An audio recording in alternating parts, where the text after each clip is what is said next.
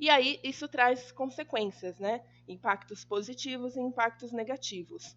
Então aqui tem uma charge, né? A charge é um meio de ironizar, de satirizar, para chamar atenção para algum fato. Essa charge aqui, ela mostra a diferença de dois países. Então, em um país, né, os problemas de um país X, né? Falta de emprego e calçado muito caro. Então, aqui nesse país, as pessoas estão reclamando, né? Nossa, está faltando emprego, os tênis estão muito caros. E aqui no país 2, né, mais pobre do que esse primeiro, tem muitos empregos, só que uma mão de obra barata, então os salários são baixos, e nenhum calçado, porque esses salários baixos não permitem que essas pessoas tenham calçado. E representa, uma costureira aqui representa que ela que está fabricando, né, ela que está fazendo o processo aqui do calçado, que no outro país o problema é que o calçado está muito caro.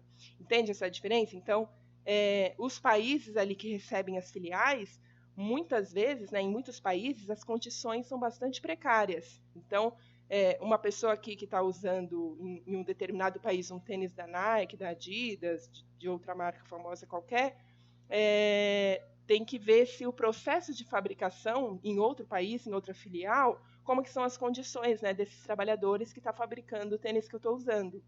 Né, alguns anos atrás, a Nike ela foi descoberta, né, um processo aí de não é escravidão, né, mas trabalho análogo à escravidão, né, de trabalhadores que fabricavam, né, os seus produtos em condições miseráveis. E o tênis é vendido, né, por um alto valor para todo lugar do mundo. Então, nós temos nesse processo de produção em várias etapas, em vários países, né, nós temos as desvantagens e as vantagens. Né? A gente tem que ficar de olho nos impactos para o nosso país, né, que recebe essa filial, e outros países também, né, que tem ali, às vezes, trabalhos análogos à escravidão.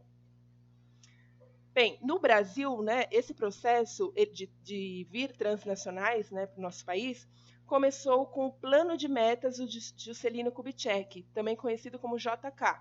Então, ele foi presidente do Brasil em 1956 a 1961, e o plano de metas dele são várias medidas, né, que ele propôs e começou a fazer, e ele priorizou, né, as duas principais prioridades, né, desse plano de metas foi o transporte. Então ele passou a investir pesado, né, nas rodovias, trouxe as empresas, né, as transnacionais automobilísticas, e também ele priorizou a energia, né, empresas ligadas ao ramo da energia.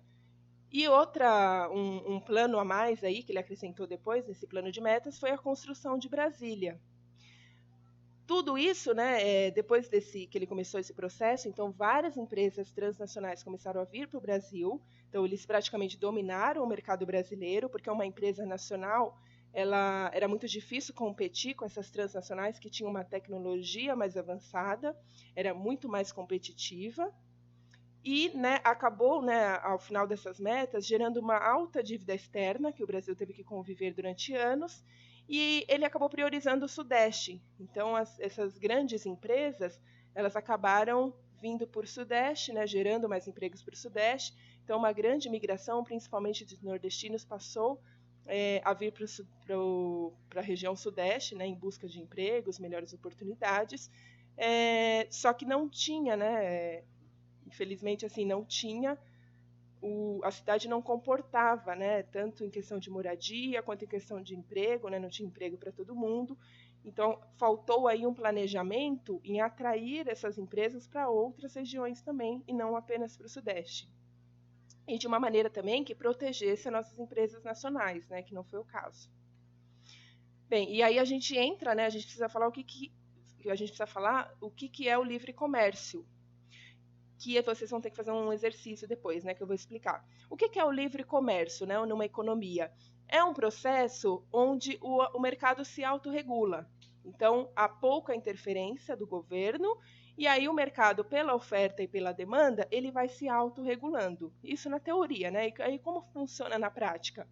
Na prática, empresas pequenas, elas acabam tendo que competir com as grandes empresas, né? No caso aqui a gente está falando das transnacionais. Então, vamos imaginar uma empresa local, a vendinha ali do seu Valdir, que tem aqui perto de casa, tentando competir com uma transnacional que vem, né, de um país desenvolvido, então ela traz uma tecnologia muito mais avançada, ela traz mercadorias, produtos, mas ela consegue oferecer, né, por um preço menor do que a vendinha ali, porque ele, como compra, né, para revender em pouco volume, ele acaba tendo que repassar esse preço, né, para quem compra, então ele acaba vendendo mais caro.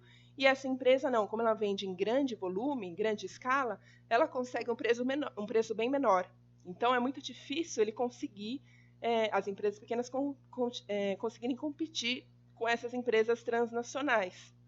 Então, o livre comércio, né, em situações desiguais, né, se não tem uma proteção, essas empresas pequenas e as empresas nacionais, elas acabam tendo uma dificuldade imensa de competir com essas empresas grandes e que são estrangeiras, né, transnacionais, que vêm com uma tecnologia muito mais avançada. E aí vocês vão fazer um exercício, né? Então, abram aí o documento. Eu coloquei uma charge para vocês. Então, aqui no centro da mesa, né, é o livre comércio. Está representando aqui o livre comércio. E, ok, agora vamos ver qual de vocês aceita trabalhar por menos. Então, aqui de um lado da mesa, né, estão sendo representadas as transnacionais, né? Então, os líderes ali da transnacional, que estão negociando com os líderes de outros países, né? Então, aqui um chinês, né, que parece a caricatura de um chinês, de um mexicano. Então, tem outras nações aqui em desenvolvimento e eles estão negociando, tentando negociar com os líderes das transnacionais. E aí eu vou colocar algumas afirmações e eu quero que vocês respondam verdadeiro ou falso para cada afirmação, tá bom? Façam a leitura que eu pedi lá no arquivo, após assistir essa aula, né? Façam a leitura, depois analisem essa charge e coloquem verdadeiro ou falso para todas as afirmações que eu coloquei, tá bom? Essa foi a aula dessa semana, então. Qualquer dúvida, mande lá no grupo de WhatsApp ou então no meu e-mail. Até a próxima semana.